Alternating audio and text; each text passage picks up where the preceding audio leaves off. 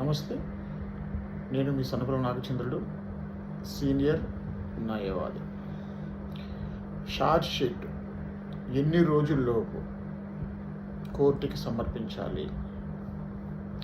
So friends, ఏదైనా ఒక criminal కేసులో పోలీసులు ఎఫ్ఐఆర్ నమోదు చేసిన తర్వాత నుంచి ఛార్జ్ షీట్ అనేది ఎన్ని రోజుల్లోపు పూర్తి చేసి న్యాయస్థానానికి సమర్పించాలి అంటే, సో ఫ్రెండ్స్, మన దేశంలో బిఎన్ఎస్ భారతీయ న్యాయ సమితి అనే చట్టం అమలులో ఉంది.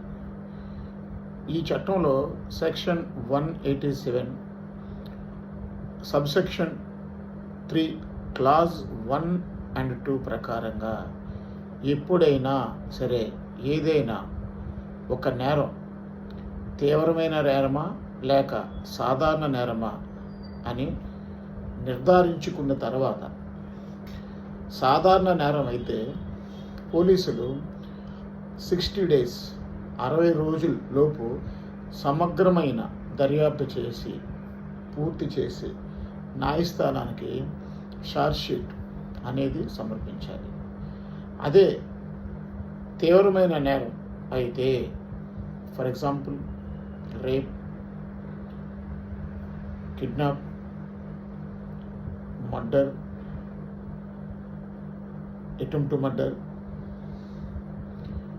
మరియు డొమెస్టిక్ వైలెన్స్, భార్యని వేధించడం, కొట్టడం,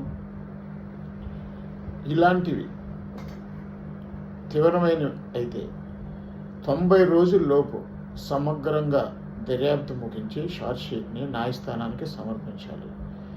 అలా కాకుండా ఆలస్యం చేసి పోలీసులు ఛార్జ్ షీట్ ఫైల్ చేయలేని పరిస్థితుల్లో పబ్లిక్ ప్రాసిక్యూటర్ ద్వారా న్యాయస్థానం దృష్టికి పోలీసులు 90 days అయిపోయినా కూడా ఛార్జ్ షీట్ ఫైల్ చేయడం లేదు అని చెప్పడానికి అవకాశం ఉంటుంది. పోలీసుల మీద మనం ఒత్తిడి తీసుకొచ్చి ఛార్జ్ షీట్ని తొందరగా ముగించేలా ప్రయత్నం మనం చేయవచ్చు.